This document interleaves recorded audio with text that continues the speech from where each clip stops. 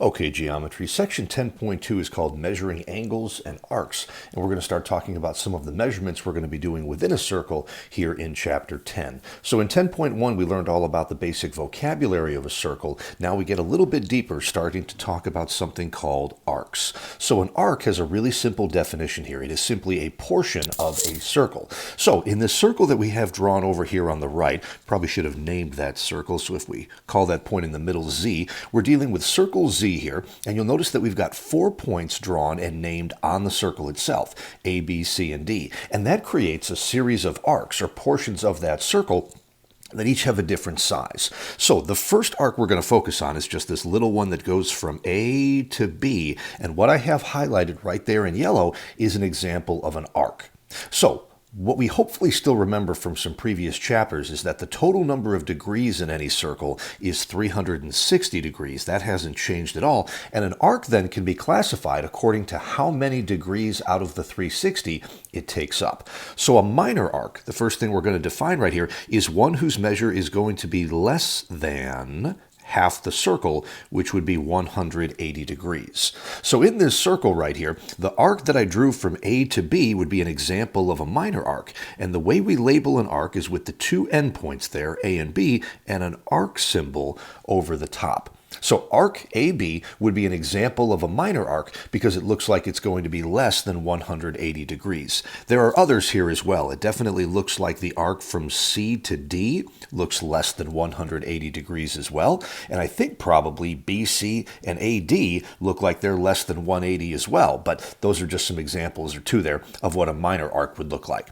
A major arc, on the other hand, as you probably would guess, is an arc whose measure is going to be greater than 180 degrees.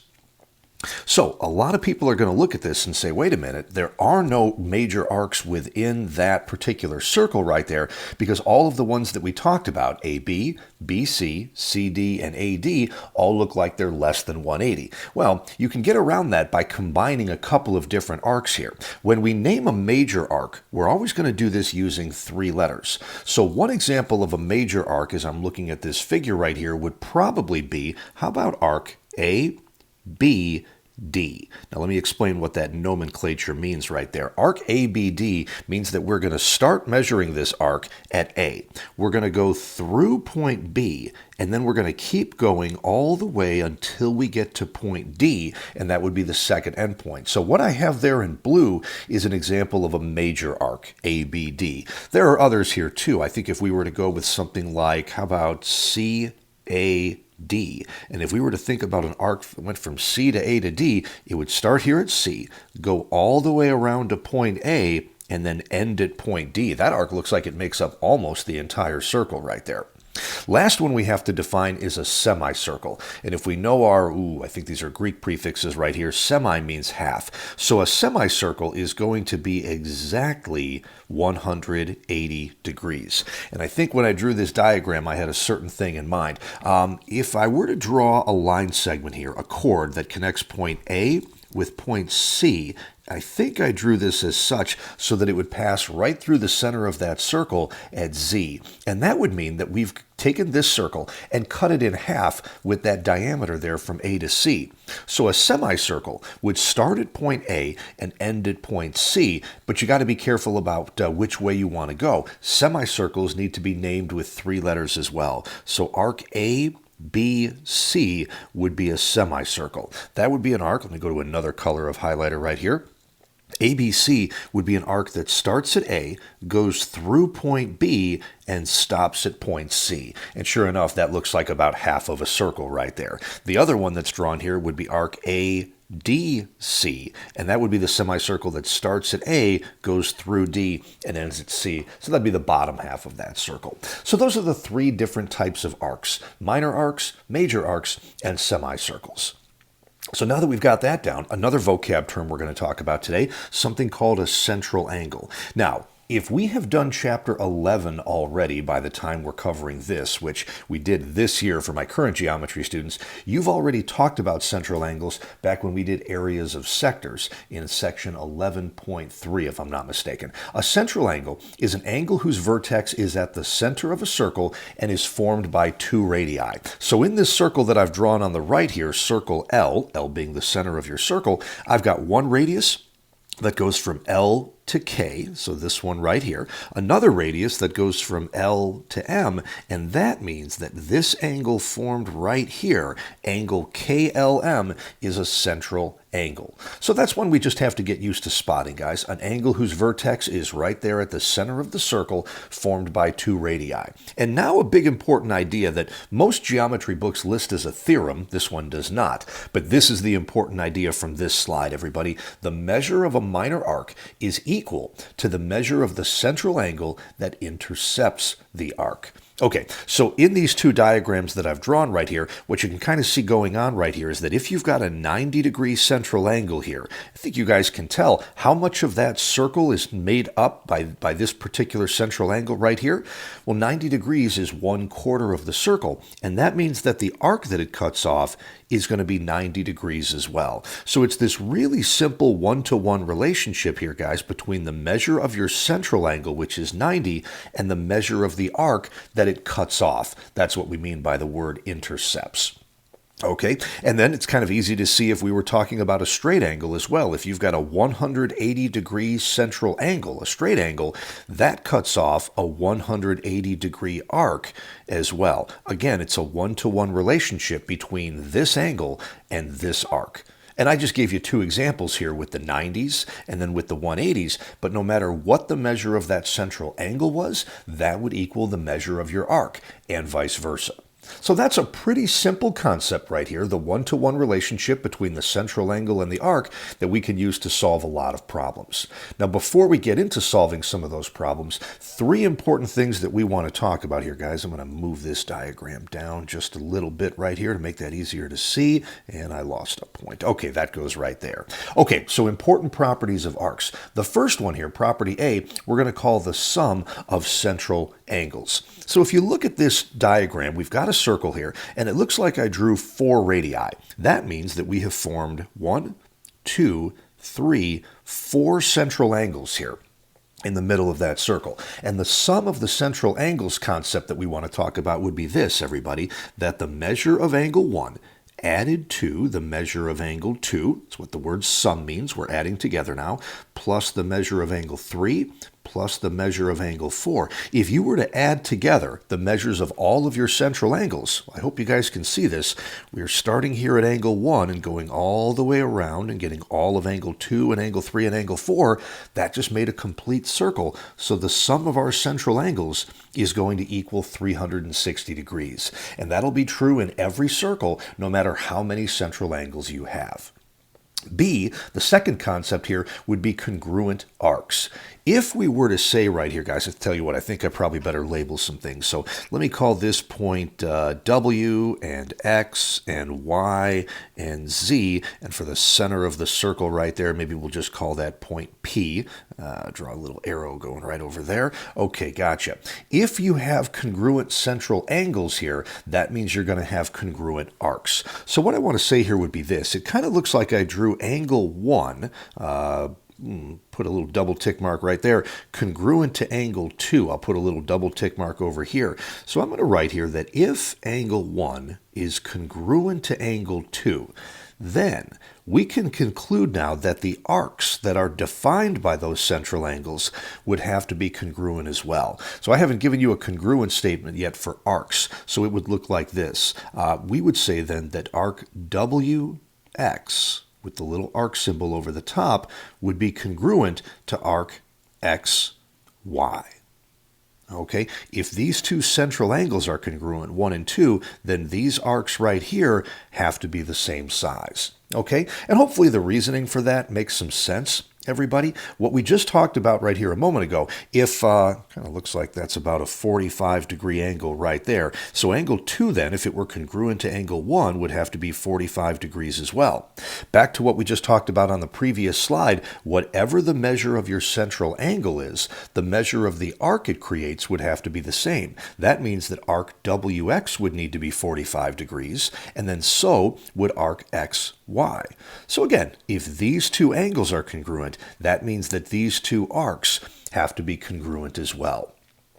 And the last thing I wanted to talk about right here is something called the arc addition postulate. Now, if you guys remember all the way back to the beginning of the school year, we talked about two postulates called the segment addition postulate and the angle addition postulate. And in both of those cases, it was the simple concept of little plus little equals big. Well, in this case, kind of the same thing is going on right here, guys. If we were going to take the measure of, let's take one of our smaller arcs. Let's go with WX again. So the measure of arc WX, that's the way we would write that, and add that to the measure of the arc right next to it, adjacent to it, which is XY. So the measure of arc XY, if we were to add together the measures of these two little arcs, that would equal the measure of this big arc right here, encompassed by both of them there. So that would then equal the measure of arc. Now, what I've got here, guys, is an arc that starts at W, goes all the way across here and ends at Y. So we could call that arc WY, and that would work just fine.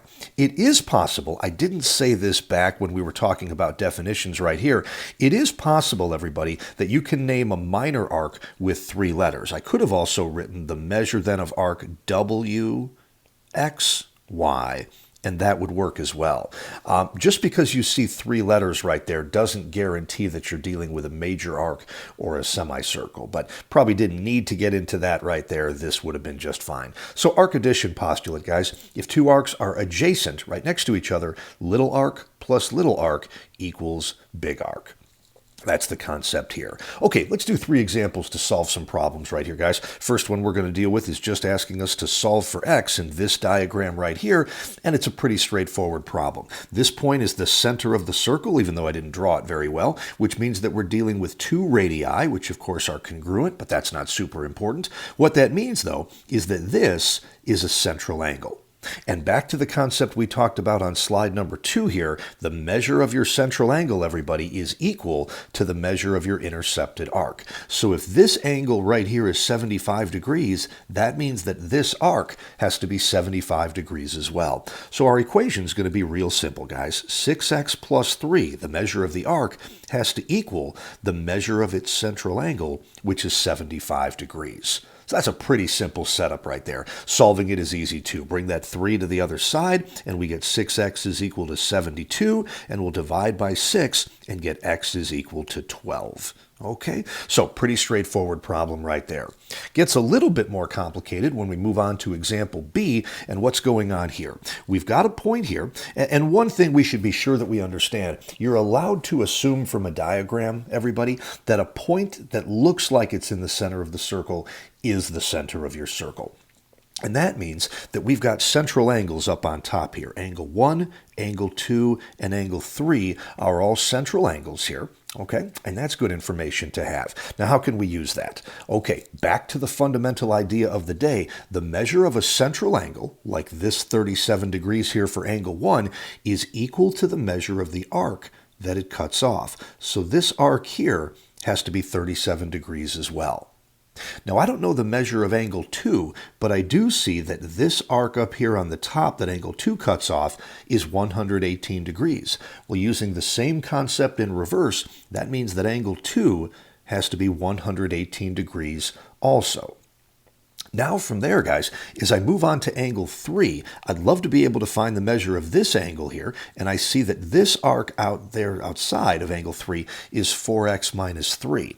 Okay, so I think I know where I'm going with this. We again, just like all year, are allowed to assume straight lines. So that means that these 3 angles put together here, 1 and 2 and 3, have to add up to 180 degrees. And if I know angle 1 and angle 2, I should be able to find angle 3. So I'm going to write a simple equation here, guys, that 37 plus the 118 plus, let me just write the measure of angle 3, all of that has to equal 180. Okay, so let's combine here on the left-hand side. We're going to end up with, let's see, that's 155 when I combine the 37 and the 118, plus the measure of angle 3 is equal to a 180, and subtract that 155, the measure of angle 3 should end up equaling 25 degrees, if I'm not mistaken. So that's going to be a 25-degree angle here, which means that 4x minus 3 is going to be 25 as well. So there's our equation, guys. 4x minus 3 has to equal 25. Add the 3 to the other side, and we're going to get 4x equals 28. Divide by 4, and we'll get x equals 7. Okay, now our directions here were to solve for x and for y. So we've got x here. Now we need to focus on what's happening on the bottom. Well, when I told you guys a few minutes ago that there were 3 central angles in this diagram, angle 1, angle 2, and angle 3, it's true. Technically, there's another one here, guys. There's a straight angle right here, and I could call that angle 4. And as I hope you can see, with this diameter shooting across, that means that angle 4 would have to be exactly 180 degrees. That would have to be the measure of this semicircle down here on the bottom, guys. So my second equation is going to be y squared plus 36 has to be 180 degrees. Subtract that 36 here, we're going to get y squared is equal to, I believe, 144. And I haven't thrown many quadratic equations at you guys this year, but as you're getting ready for Algebra 2, you're going to see a lot more like these next year, so let's practice. How do we get rid of a square? Square root on the left, and then the same thing on the right. And now you can see probably why I made this problem, so that we ended up with a perfect square here on the right. Square root of 144, sorry guys, got rid of the square, there we go, is going to end up being 12.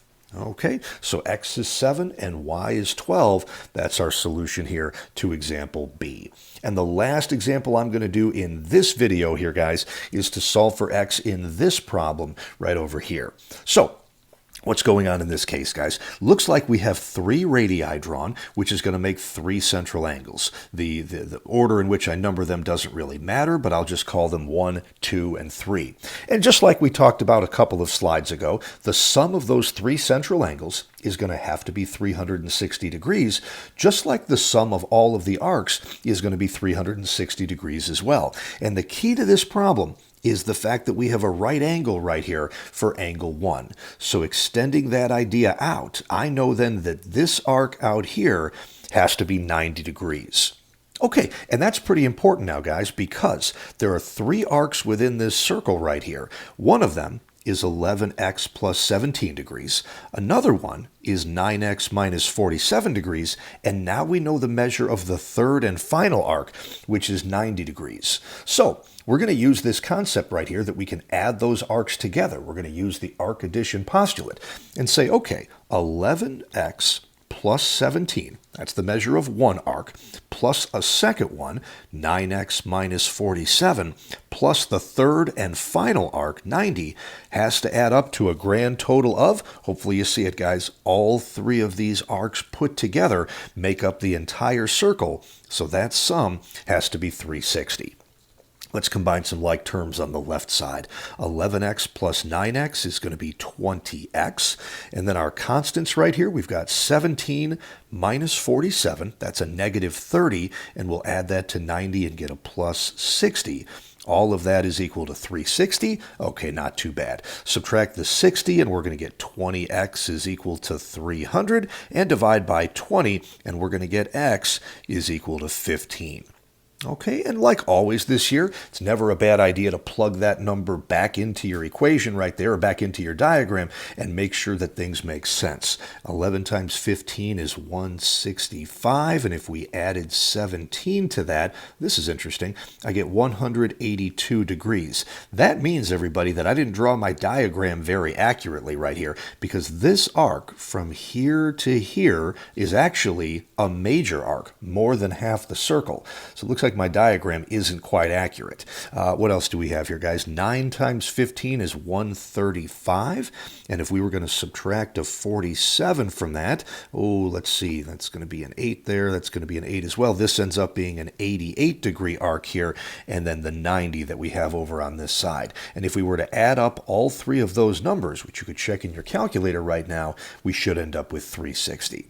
Okay, there's 2 more slides on this, but it deals with a new concept, so I'm going to stop this video right here. I'll make another one for that last concept of arc length. Okay, good luck on the start of your 10.2 homework, everybody.